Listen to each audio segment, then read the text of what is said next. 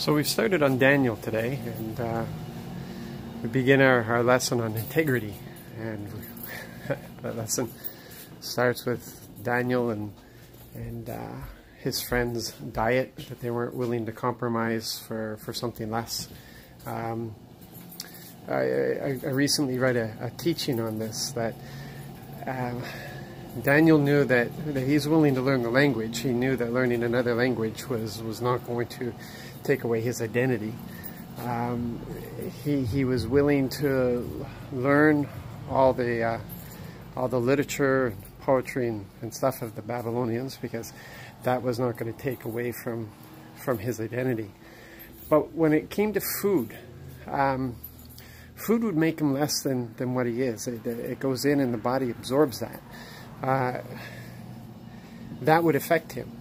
And he knew that a compromise in that area would compromise really everything else. We don't realize the impact of food on us. It impacts our ability to think, our ability to move, our ability to react.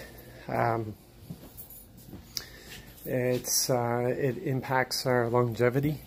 It will cut, if we don't eat properly, it will cut our life short. That in itself should make people stop and consider what they're eating. But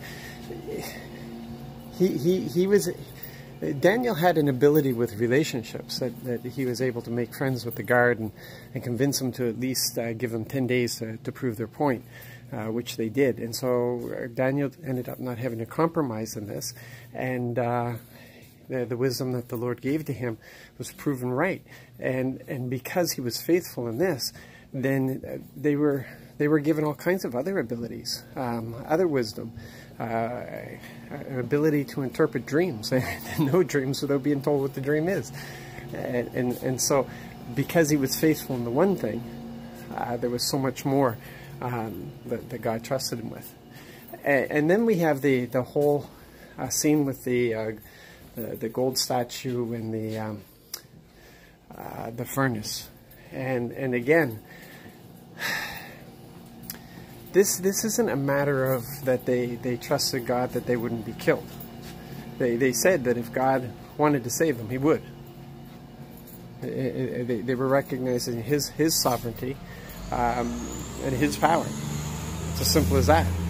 He is God, so if he wants to save them, he would. But even if he didn't, they said, we're not bound to a lesser truth. This is just a statue. It's nothing. It's gold. The gold is nothing compared to our God, the creator of all things.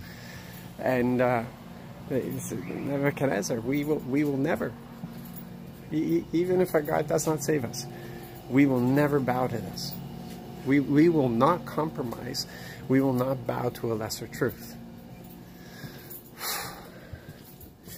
This Daniel's important for us in the day and age that we live, because this age is really giving us opportunity to compromise. With every turn, we are being given opportunity to compromise. The false prince of this world is making sure that we have lesser truths all around us, which makes life easier. It helps us to conform. It lessens our confrontation and such. And most of us don't like confrontation. And it just makes life easier if we give in to these lesser truths. But we have lots of examples of people, even in history, who didn't compromise. It's not that they were arrogant at all. They just said, no, this is a lesser truth. And I serve a greater truth, and I'm not willing to bow to your lesser truth. I will stand with my greater truth, no matter what it costs me. No matter what it costs me.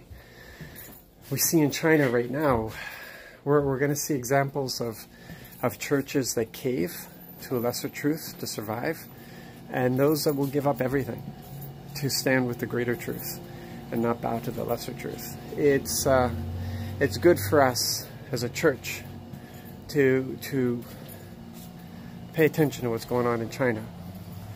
Not to learn from it, but to support them, to applaud them, to encourage them, to bless them as best we can in prayer. So, yeah, this is going to be an interesting read. And just to let you know, there's a lot more end-time prophecies in Daniel that we'll find even in Revelation. Just so that you can know. So you have a blessed and incredible day. Don't bow to any lesser truths today. Constantly stand in the truth of our Lord Jesus Christ. God bless.